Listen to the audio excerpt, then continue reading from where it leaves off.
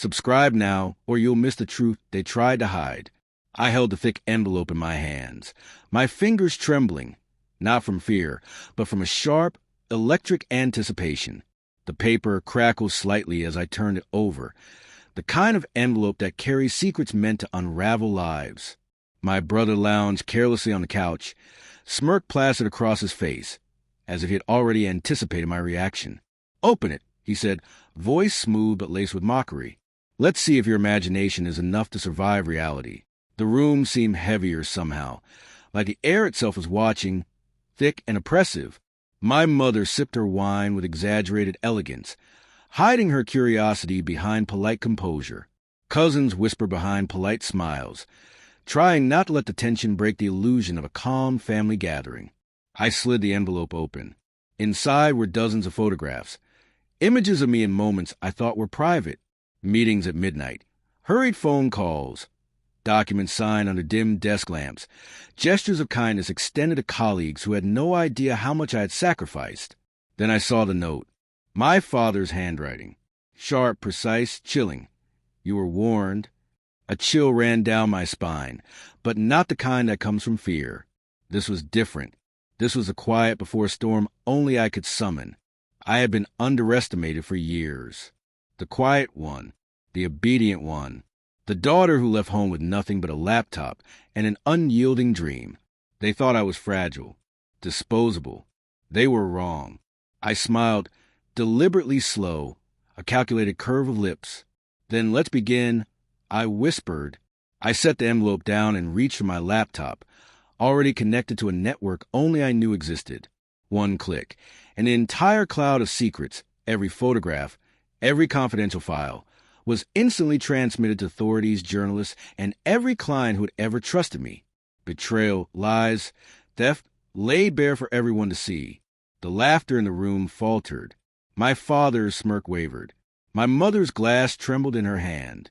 My siblings glanced at each other nervously, sensing a shift they could not yet understand. Then the lights flickered.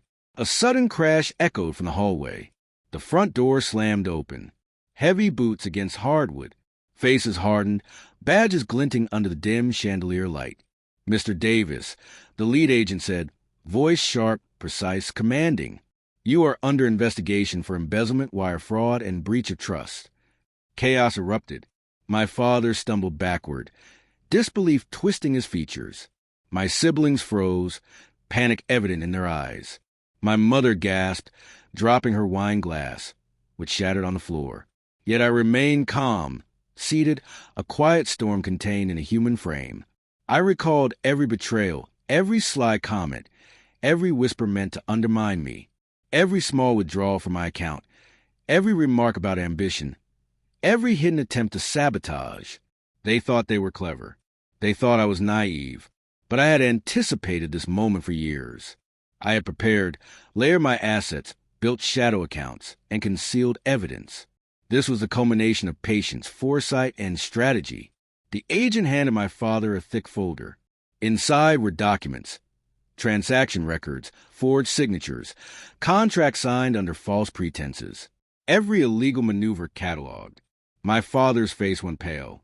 He tried to speak, but words escaped him. Only frantic gestures remained. My mother's lips quivered. My siblings' eyes widened, unable to process the collapse of their carefully constructed world. I rose slowly, smoothing my dress, adjusting my bag. "No! You set yourself up," I said quietly, measured. "I merely handed the evidence to those who enforce the law." My father's knees buckled. My mother whispered incoherent pleas. The agents moved, cuffs clicking. They read rights, secured the premises, documented every moment. I watched silently as the world that had once oppressed me began to crumble. I remember the nights I had cried quietly, the endless hours in a cold apartment with nothing but a laptop and a stubborn dream. I remembered the dismissive laughter at family dinners, the "you'll never make it" comments that echoed in my head for years. Every slight, every betrayal, fueled the fire that had now become my power. I walked through the room slowly, letting the tension saturate the air. The storm outside intensified, rain beating against the windows, wind rattling the shutters. Every flash of lightning illuminated their faces, frozen in shock, fear, and disbelief. Once the house was quiet, I moved to the door, glancing back only once. Family first, right? I murmured. Consider this me putting myself first. Outside, the storm raged. Waves smashed violently against the cliffs below, mirroring the chaos I had orchestrated. My phone buzzed incessantly. Messages, desperate calls from those who betrayed me, begging for mercy, for forgiveness, for understanding. I ignored them. I poured a glass of wine, finally alone, finally in control. The silence was intoxicating. Freedom was intoxicating. The night stretched endlessly. The sound of the ocean was a constant reminder. I was no longer the girl they thought they knew. I was the force they had never seen coming. And in that silence, I smiled. For the first time, I belonged only to myself.